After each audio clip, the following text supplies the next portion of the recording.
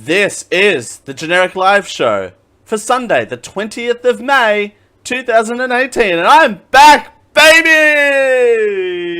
Wrong bit.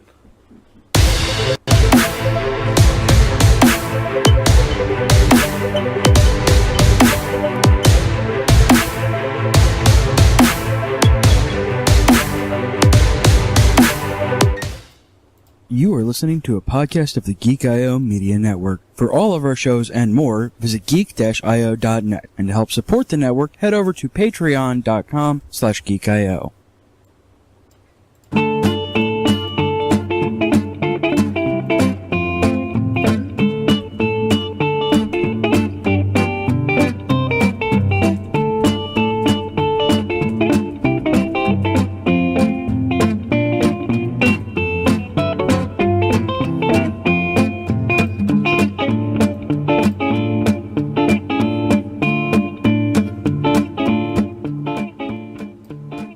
Are part of a balanced breakfast and proud members of the Geek.io podcast network.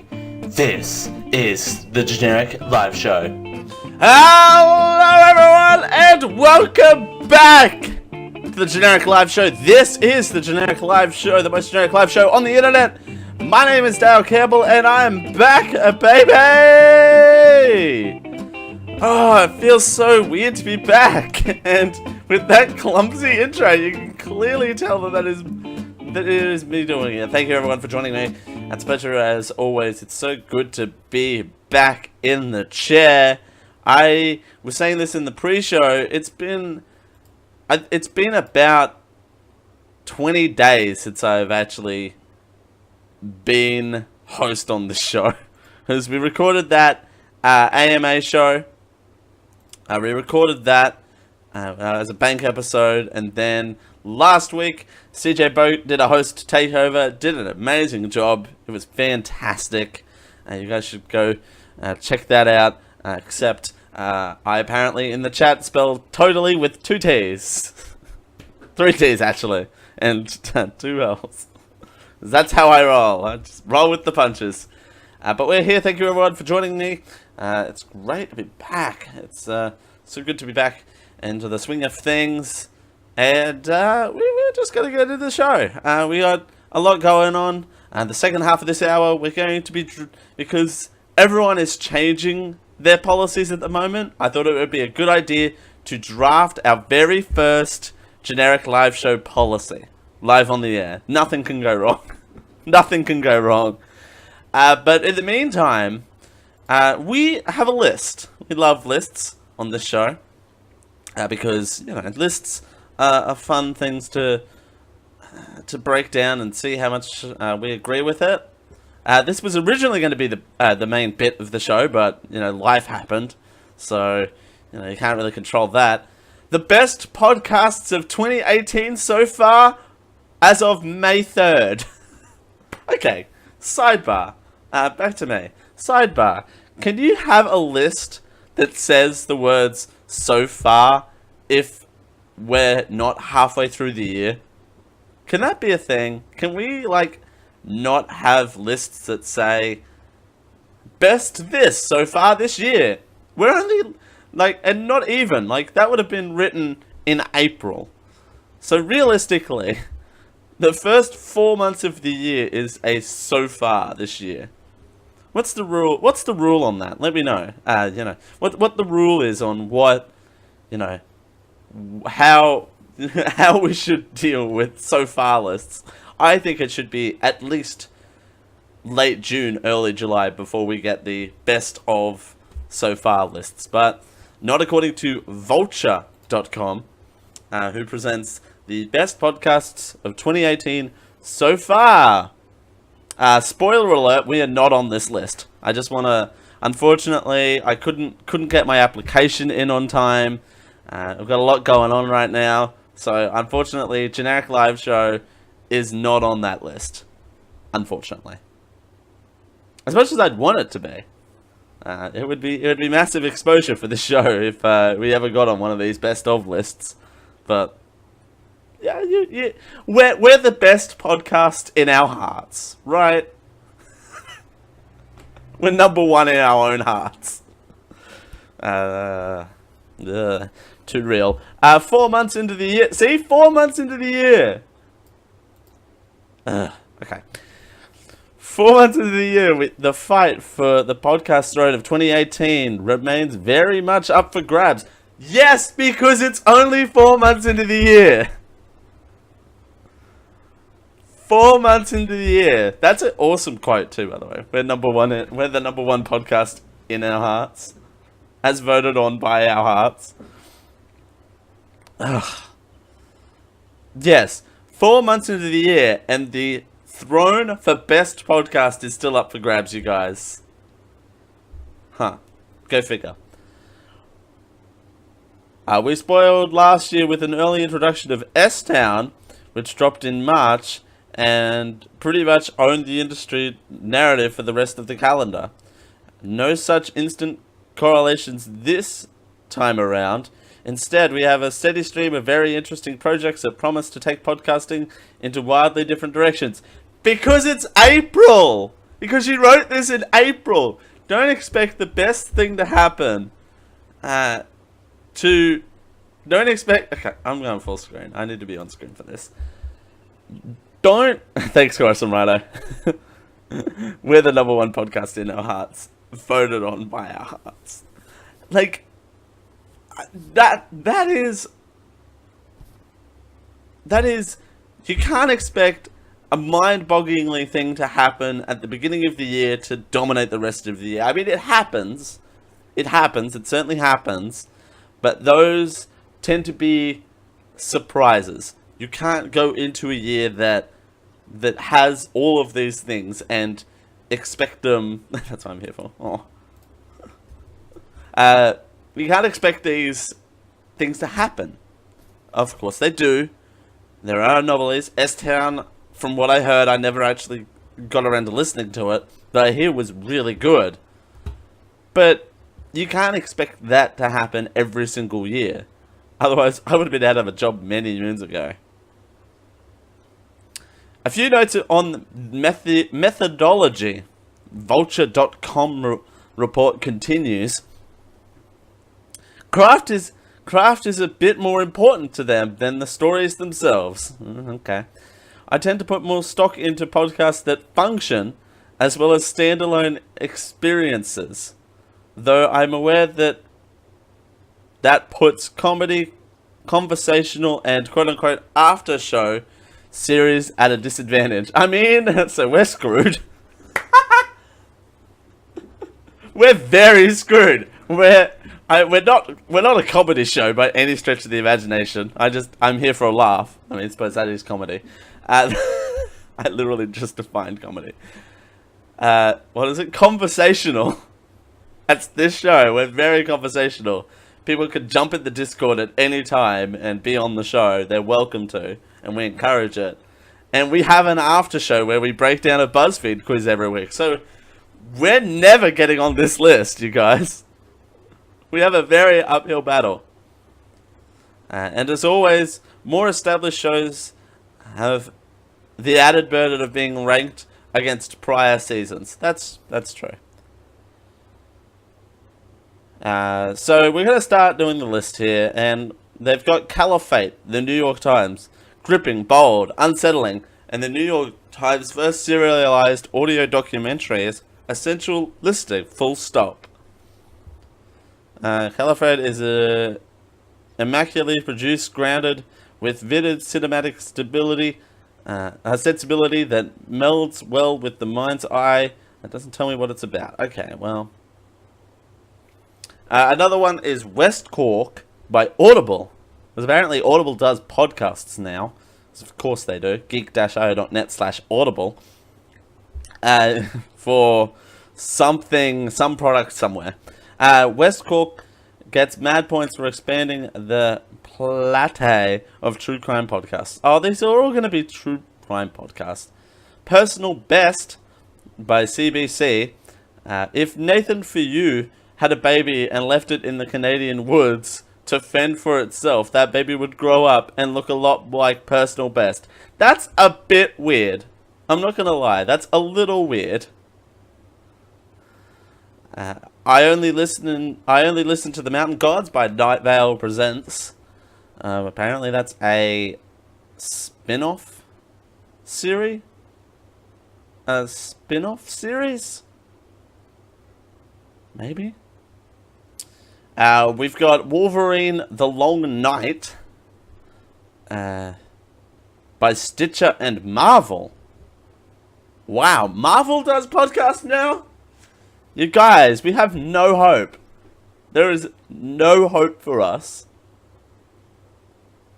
Huh. Slow burn. Actually, what is that Marvel one about? Wouldn't have been cheap, blah, blah, blah. Marvel was developing a fictional podcast based on Canada's favorite cigar, Chomping Mutant Wolverine. That's a Wolverine podcast. Oh, I suppose it's in the title. Duh, Fred. Coruscant Runner says, I feel bad for these best of lists. A great insight into what authors like, not really an objective of good or bad. I can see that. I can definitely see that. I mean, yeah, it is. This list is basically a recommendation on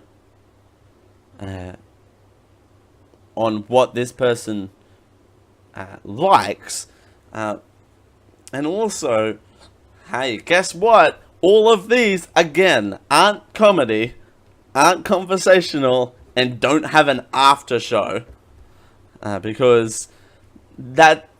I feel like, and to piggyback on Horace Morano's point here, I have a feeling that those are kind of what journalists like to listen to. And I'm not putting journalists in a box, and I know everyone's different, but for writing a best of list like that, listening to a bunch of serialized content makes for a good review.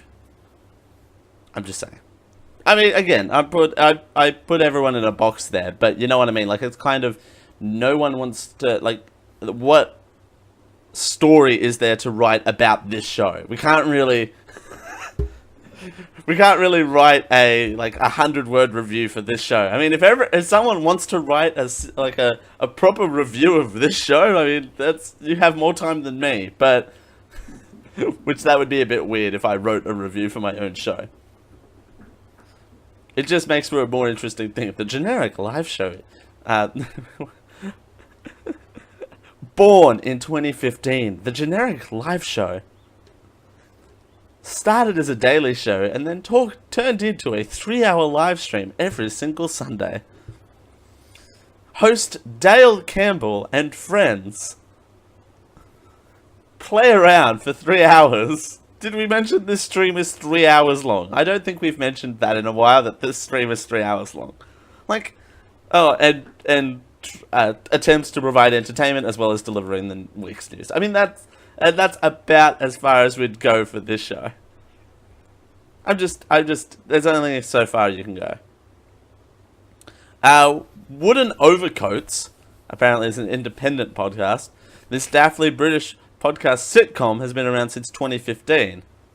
And it's only gotten better over time. A sitcom podcast. That would be interesting. That would be so interesting. But again, and also, all of these shows, I'm led to believe, are scripted and performed by professional voice actors, and maybe just actors.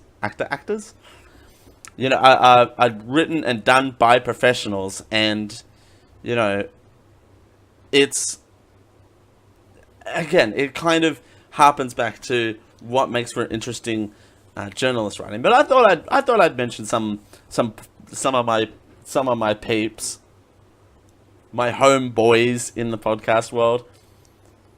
And also for the fact that they've done a best of list written in April. That's also kind of annoying. Just headsup.com. That, again, you can't really write a best of list in April when an anomaly like S-Town came in last year and blew everything up. So, but you know what is coming through and blowing everything up right now? Ladies and gentlemen, it's the return of this.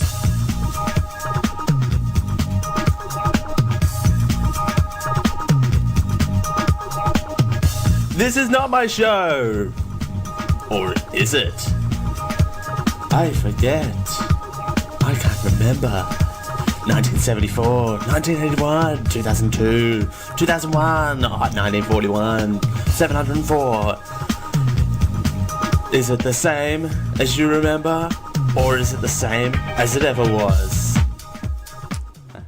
That's right, ladies and gentlemen, welcome to my favorite bit. It's the same as you remember, same as it ever was. We just got a random year. We don't have anything. We don't have anything too special. Hashtag headsup.com. Did I really just say that? That sounds like, of course, Rhino typed it in the chat, but that sounds like something I just said. Headsup.com. We're taking a trip back to February 2005. We're heading back in time, ladies and gentlemen. In this segment we like to call Same As You Remember, Same As It Ever Was. February 1st, 2005, Canada introduces the Civil Marriage Act, making Canada the 4th country to sanction same-sex marriage. That's so long ago. February 6th, 2005, Tony Blair becomes the longest serving Labour PM in the United Kingdom, marking 2,838 days as British Prime Minister.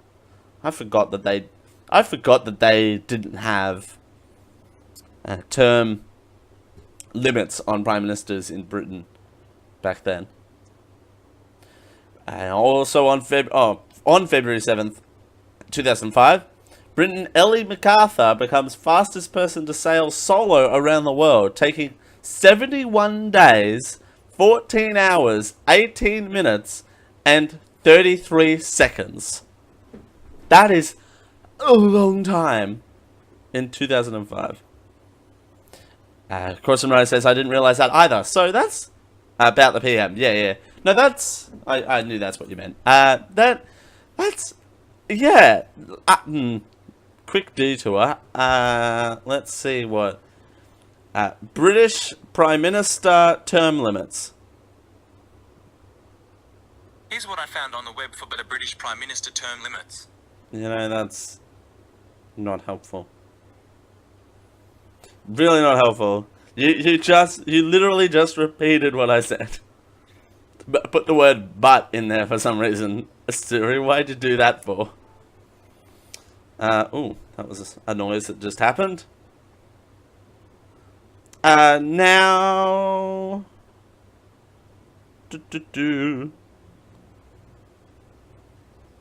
there are no term limits. And the British Prime Minister still, to this day. Huh. Okay, hey, we learned something today. I'm proud of myself. I've taught everyone something today. February 8th, that's such an old school move, just to... that's just, there. Oh, yeah, they have to keep getting elected. Yeah, that's a good point, Corus and Rhino. They have to keep... she writes, there are no direct set limits, however, they must maintain the support of the House of Commons, which has a term of 5 years. So, yeah, they have to keep getting elected in order to stay Prime Minister. So, that's interesting. February 8th, 2005, Israel and Palestinians agree to cease fire. Excuse me.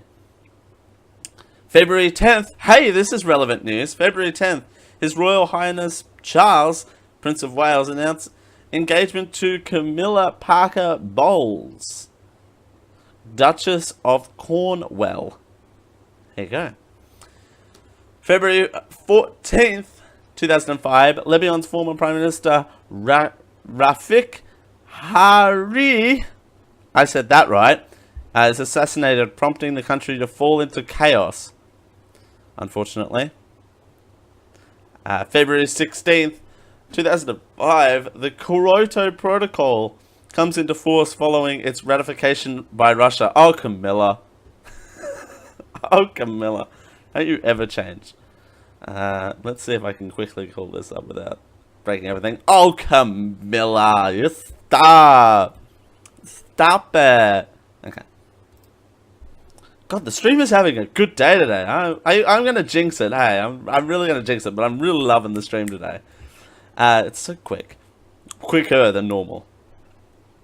February 23rd, 2005, Salvika Summit 2005 begins, making it the first occasion when a sitting American president visits Slovakia. That's Salvika, I swear. George W. Bush and Vladimir Putin are in attendance. Oh, George Bush. Stop it. Also, on February 23rd, 2005, vote on the controversial French law on colonialism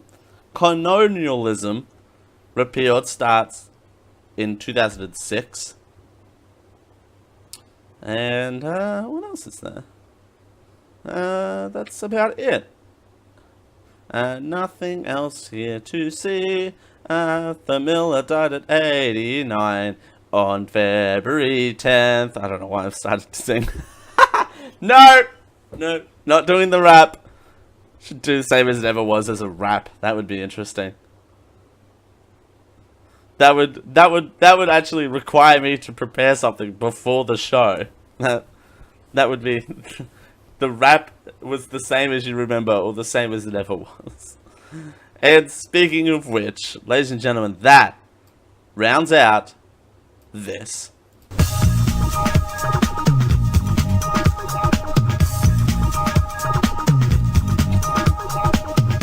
This is not my show! Or is it? I forget. I can't remember. 1974, 1981, 2002, 2001, 1941, 704. Is it the same as you remember? Or is it the same as it ever was? That's right. That's right. We're going to take a quick break, everyone. As we continue here on the Generic Live Show for a Sunday, it's so good to be back.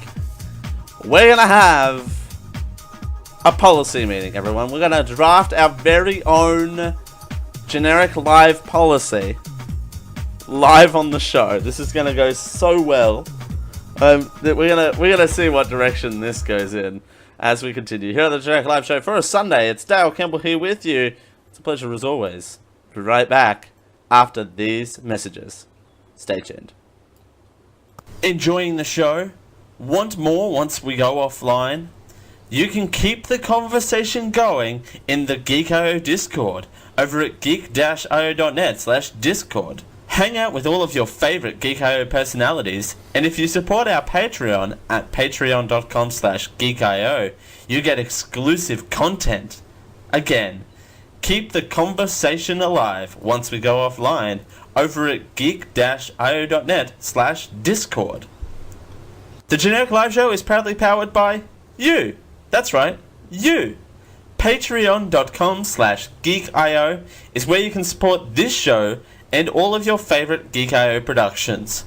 For as little as $1 a month, you get everything that we do in one nice nifty RSS feed. And you can get a special room in our Discord at geek-io.net/discord and hang out with all of your favorite geeks. Just head on over to patreon.com/geek.io. That's patreon.com/geek.io, GEEKIO. For all the reward levels, including a produce your own show level, and for all of the details. We thank you for your support.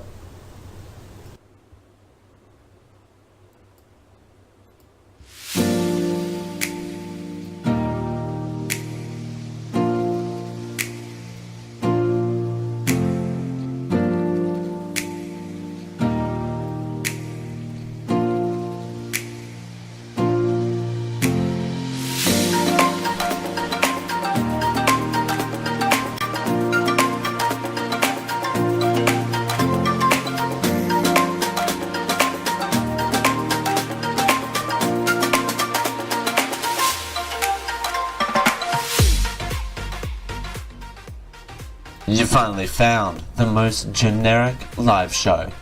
This is the Generic Live Show. See, there you go. I just needed that first segment to warm up. Hello, everyone, and welcome to the Generic Live Show for Sunday. My name's Dale Campbell, just in case you forgot who I was.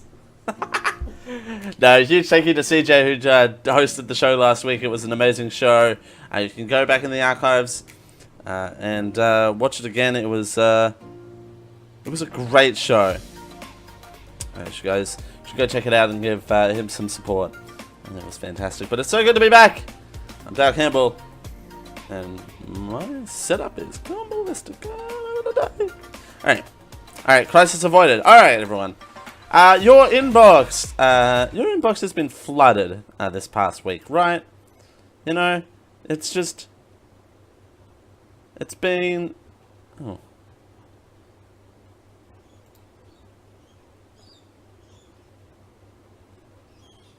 Something... Okay. Hang on,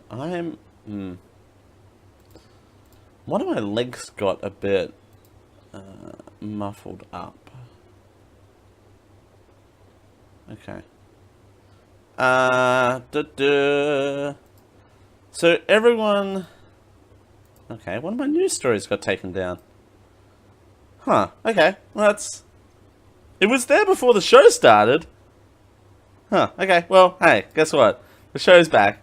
This works anyway. So your emails have been inundated with a bunch of reminders to tell you that companies are updating their privacy policy, right? We've all received those emails, right? About how such and such is, this email has changed and this email has changed. But none of the emails have really told you why. So it's all in the backstory of Europe's new privacy law that I believe I said this a couple of days ago, but I think it was like last year or the year before or something. But I don't think this article says that. On May 25th, which is when all of these new privacy policies are taken into consideration, the power balance will shift towards the customers thanks to the European privacy law that restricts how much personal data is collected and handled. The rule, called the General Data Protection Regulation, or the GDPR, focuses on ensuring that users know, understand, and consent to the data collected about them.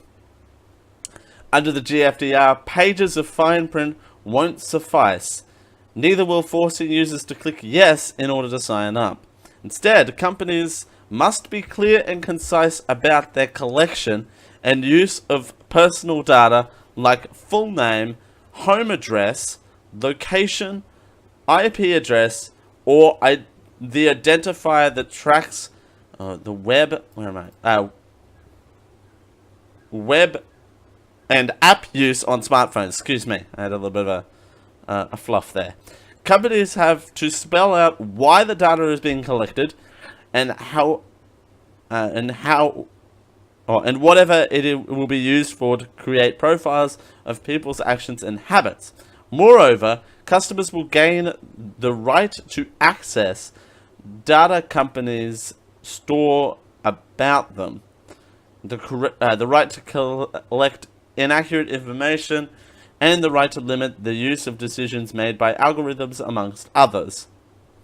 The law protects individuals in 28 member countries of the European Union, even if the data is processed elsewhere. So, as long as you're a person in the European Union that is, so say for example, if you are a person in Europe who is signing up to an American company, those laws still apply to that company for those users in that country, which is astonishing, by the way, because one easy way out for them would have been to go Not my country. I'm not here. We're based somewhere else. These laws don't apply to us. Nah, nah, nah, nah. An easy way. I'm multinationals. Nah, nah, nah, nah.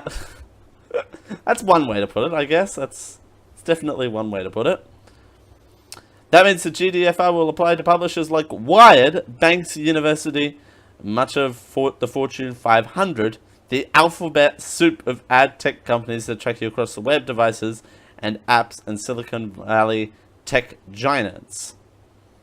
This article goes on and on and on and on. And also, what doesn't help here... I'll switch back to me for a sec. What does help here is the people are putting this down to the Facebook Analytica stuff. And yes, that has to do with a lot of that as well, and how Europe has taken steps in the right direction over the past, and we've talked about it on the show before, about protecting data. European countries have always wanted to keep their data for their own, and wanted to make sure that they create their own sort of ecosystem, if that makes sense. Still have that knowledge out there, but keep it concise to the European countries, because unlike America or Australia, the European Union is a collective of countries. So you don't only have to think about the environment for one person, but you have to think about the environment for so many other people as well. Now, if you're much like me, which listening to this show, you might be similar to me. You might. I'm not saying you are. But you want the brief, right? You want the DL. You want the download. If you're much like me, you want the download. No, that's not happening. Much like me, you need the download. What am I talking about? And by the way, this does affect all 28 currently European countries. Which, by the way, BT dubs, no one's written about this yet, but it'll be interesting to see if once the UK separates from the European Union, which is happening at some point, sometime. It'd be interesting to see what those data entries would look like. Thanks, Coruscant Righty, for adding that quote. Much like me, you need the download. I'm on fire today. But yeah, it'd be interesting to see what data protections that then the UK will take, whether they'll still be a part of this data agreement, or if they will cut ties with that entirely and focus on a single solution. But again, if you're much like me, you want the skinny ninny. We have 9 key phrases of the new upgraded privacy policies, right? We have the upgraded policy slogans. So here they are. 1. Information we collect or information you give us are 2 different things. For as long as you've been using the internet, you've been likely giving your personal information to dozens of websites that require you to create an account to access services or purchase products. There you go. That's what I mean. Like, there's a difference between your name that you provide to a service and your IP address that you don't put in there. So that's a key thing as well for differentiate in these privacy policies that you should be looking at.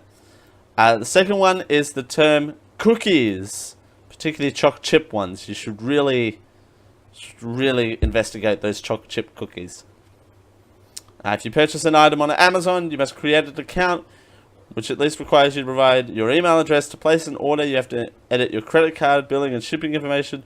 According to Amazon's privacy policy, the company retrieves and stores any information you enter on the web you give us in any other way. If a logon isn't required, or you aren't making a purchase, websites still use cookies to collect data. Little bits of text that help the site identify you. So there you go. Coruscant Rhino says, investigate the choc chip cookies with scrutiny. Eat several of them if necessary. If absolute necessary, though. You can't go eating these choc chip cookies willy-nilly. You have to be very precise on which choc chip cookies you eat. Every time I make that joke. Every time. It always gets old. So, number 3, the third key phrase is information security. A privacy policy should describe how a company stores your personal information, but the language around it is often vague. You may have to take additional steps to fully secure your data. For example, the Book of Faces says they have team of engineers, automated services, and advanced technology such as encryption and machine learning, unquote, and easy to use security tools. But you also have to go to the Security Help Center to learn how to enable those tools. At number 4, third party. Bum, bum, bum. This one's the biggie. I feel like this one's the biggie in terms of this situation. Thank you, mentalfloss.com for this article. You have praise be unto you, because you didn't take your news article down within an hour of the show starting. This is another vague area for many policies. Facebook and Amazon both share data with a number of third parties, including customer service providers and third-party apps you connect to your Facebook account to find out really how old you look in your profile picture. By the way, that's all those. Okay, let's take a sidebar down Facebook quizzes for a second, right? And I'm guilty of this too. Like, this is not me quiz shaming people, because I do quizzes every week, but those Facebook quizzes are the worst thing on the planet, right? Also, they're not really quizzes because they don't really ask you a question. The one question they ask you is, do you want to connect your Facebook account? That's the one question. Sometimes they don't even ask that. So, and then they tell you which friend on your friends list you're attracted to, and who you will marry in 5 years.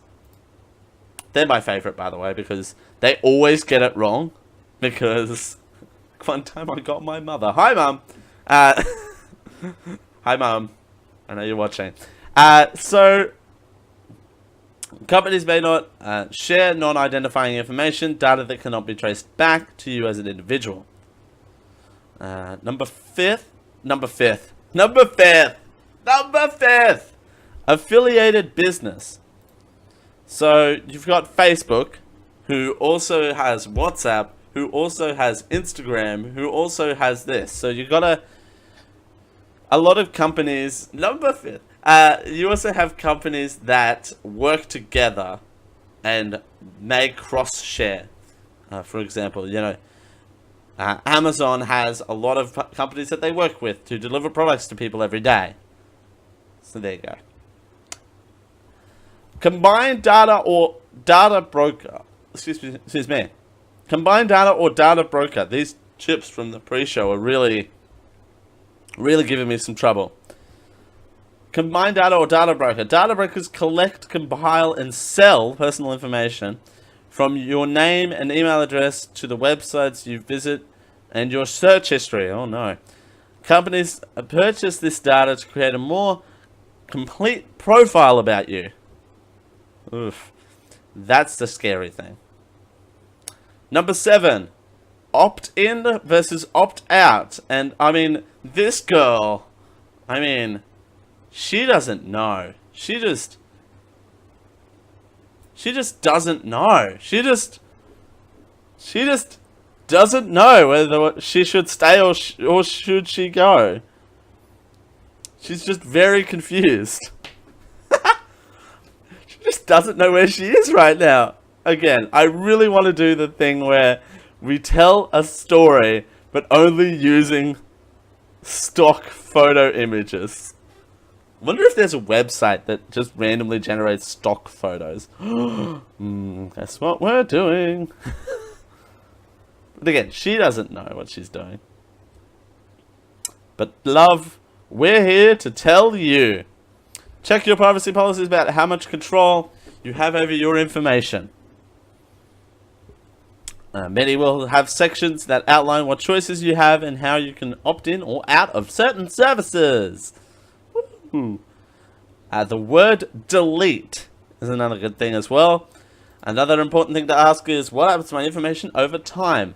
Facebook stores your data for, quote, as long as necessary, unquote, to provide you with products and services, but the information will be deleted once you've deleted your account, so never. And number 9, contact us. Like this, you know, this gentleman with this tie on. I know you can't really see the guy in the background, but he's saying contact me. Maybe that girl above can use this information here. Companies should offer a way to get in touch. Dixon recommends reaching out to companies directly and asking these questions about their privacy practices. Ladies and gentlemen, I apparently can now host a tech show. The show used to be all tech, all geeky stuff, so I don't know why I said that, but anyway, that's your privacy corner update. So, for the last 15 minutes here, I thought, okay, and I don't know how well this is going to go, and we do have more news stories this hour if this doesn't work, but I really want to write a generic live policy now for this show. This show, and if you're in the chat and want to jump in the Discord and throw ideas around as well, please do so. I'll do the... if you want to throw ideas around, we can throw ideas around for this generic live policy. For this show. What should this show's #1 policy should be? Generic live show's next top policy. That's a good name. Generic live show's next top policy. And what key phrases should be in it? I think, for me, as well, it should be... I should put, of course, what the show's about, as well, in there somewhere. I reckon it should be just a general information. It's an information sheet, basically. Also, one of my favorite ones for these privacy policy updates is Humble Bumbles. It's like, we know you've been getting a lot of these. They're important, trust me, but we get it. You're getting a lot of these. So the generic live policy, which is the title. The title is generic live policy. That's the title. What should be in this policy? I think it should be... oh, God, that's a good way to start this bit.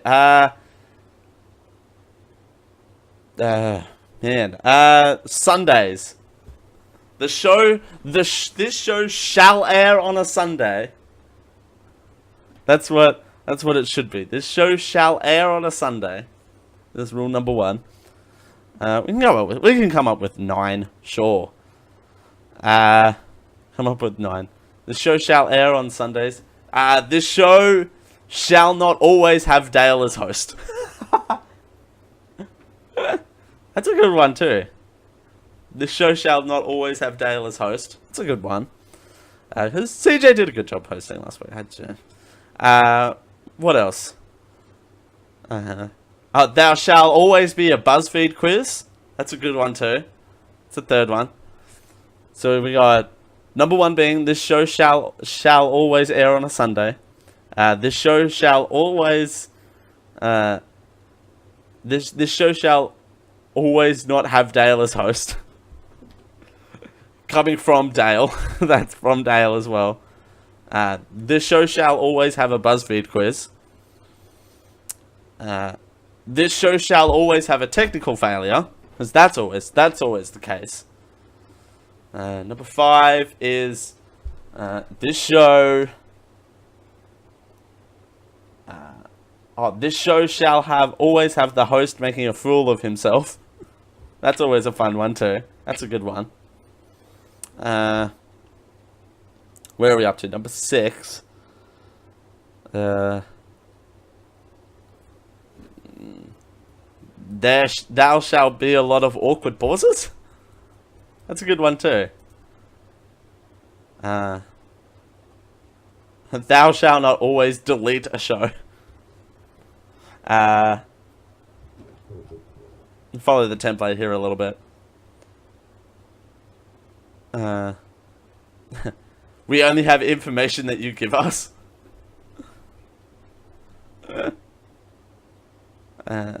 Oh yeah, the cookies. A rule of this show should be you are allowed to investigate, quote unquote, investigate chocolate chip cookies, shall the desire fit. Yeah, you shall always investigate the chocolate chip cookies with scrutiny. Eat several of them if necessary. What else is the thing on the show? There shall always be sax or porn music. It's also a part of the show. Wilson Rido likes this policy already.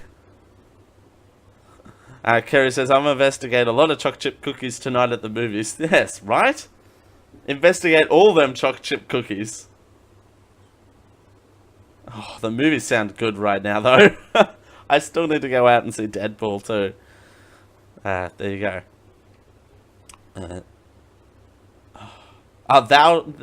See, the show gets trolled a lot as well, so we should always get trolled. Should be welcoming to trolls. That's also a good one too. Oh, an earlier pre-show bit though too, because I like to incorporate the pre-show into the actual show. Thou shalt not insult Pokemon. This is a good one too. Thou shalt not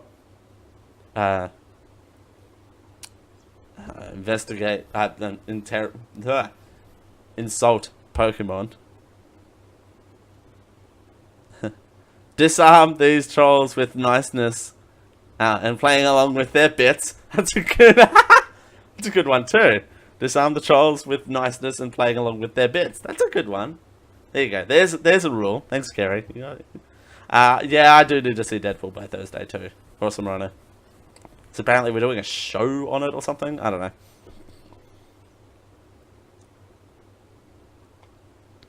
I think we got this. I haven't written any of this down, so I'm gonna have to do all this from memory. All right. This is the generic live policy. Rule number 1: the show shall air. The show shall air on a Sunday. The show shall not have Dale always as host. And number 3 is the show must always have a BuzzFeed quiz. I forget the rules. The rules are gone. Somebody says, don't play with their bits. Playing along is fine. No, you don't want to play with trolley bits. That's... I think... No, that's my thing, though. Like, I quite enjoy giving trolls the love that they deserve. Right? Trolls need love, too. Trolls need love, too. Aww. That sounded bad. I didn't mean that. That sounded worse than what I wanted. Thanks for some money for adding the comment. You don't want to play with trolley bits.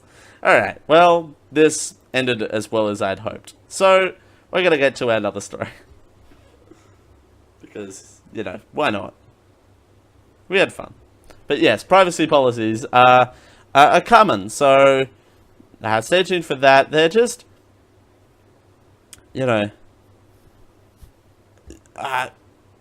Yeah, the privacy policies is true. They're worth a read. Yeah, they're going to be all very similar in nature.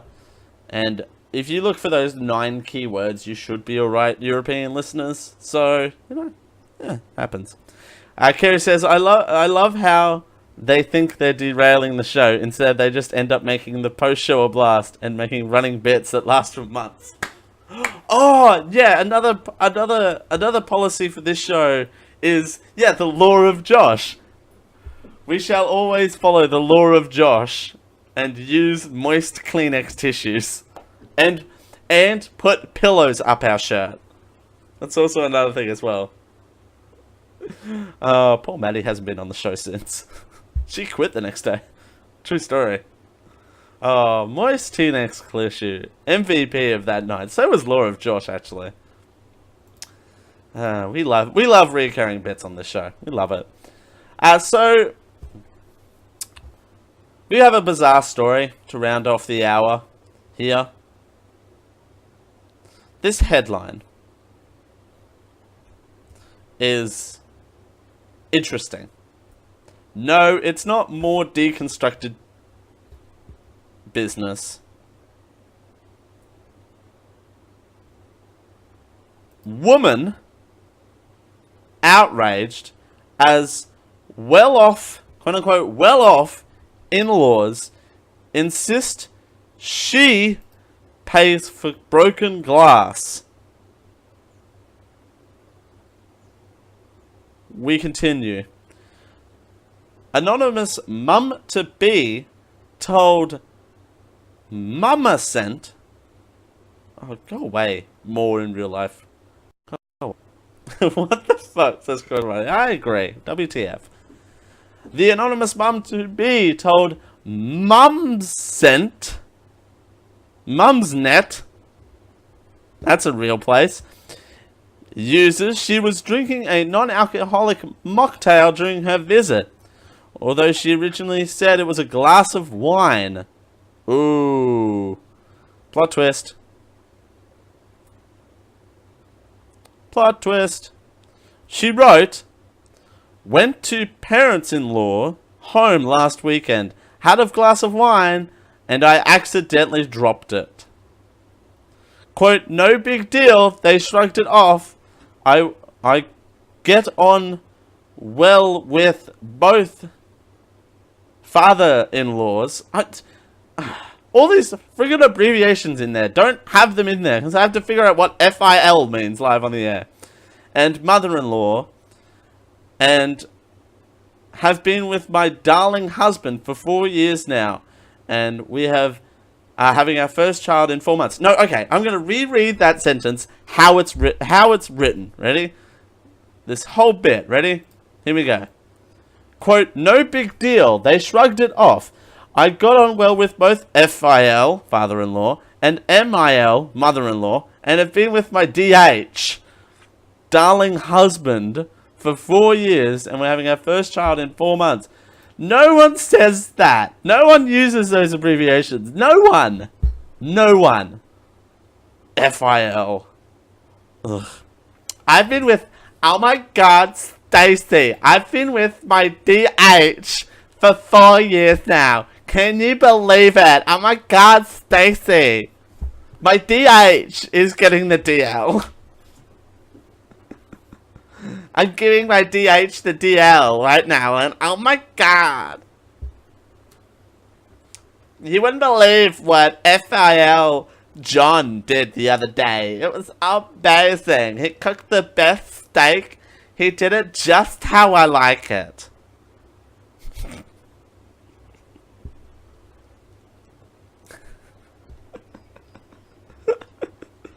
This character is going to die. Much like TSA Man. We have one-shot characters on this show. Shaniqua was being such a bitch again. Kerry says these abbreviations are super common on family-remembered communities, like certain subreddits. I see DH on a lot of these subreddits I lurk on. Sometimes it stands for dear husband, other times it stands for damn husband, depending on the context. I mean, it could be both, can't it? It could be a dear damn husband, a damn dear husband. I mean, I'm not on Reddit, so that's probably why. I'm a prude when it comes to this sort of stuff. Anyway, the editor of the article must have added to the parentheses in there to explain what those means. I'm glad that they did, actually, because I would have no idea. We got on both with the Phil and the Mill. Be with my DH. I would have no idea. I'm not old. I feel old sometimes. Anyway, we continue. They're well off, as in very well off. DH and I. Blah. Seriously, that's gross. Anyway, I continue. It says the single person, but anyway. On the other hand, I live in a rented 3-bed semi-detached property, so definitely not as well off. Quote, I don't know that... Oh, I forgot I wasn't... There we go. I don't know at the time, but said the wine and glass apparently happened to be a pretty high end. Phil had this morning sent me an email saying that I can transfer $280 to him or buy the glass online. He even attached a link and included their address. Should I not already know it by now? That's a good point. You know this person's address because A, they're your father-in-law, and also you know where they live. You had dinner there. You broke a glass. At first I thought it was a joke. Only to realize that these people had no sense of humor. That's a good point. That's a very good point. So they obviously had expected me to pay them ASAP. Hadn't told DH yet. Really shocked at this, as they are not known to be this stingy. You broke their glass. TBH. As she said, it was unreasonable to refuse or, quote, buy a $30 glass off Amazon. Oh my god, I'll just buy a $30 glass from Amazon. Unsurprisingly, other mums were shocked at the rude in-laws. Bonkers request. I love the word bonkers, by the way. The word bonkers is so good. One wrote, quote, "This is one for your DH to sort out. How rude of them. Accidents happen, and they don't charge guests for dropping a glass. Shaniqua was being such a bitch again." Another said, I'm doing this voice now. Another said, The great taste. It's awful. The great taste is so bad. Also, it's awful. I can't believe it.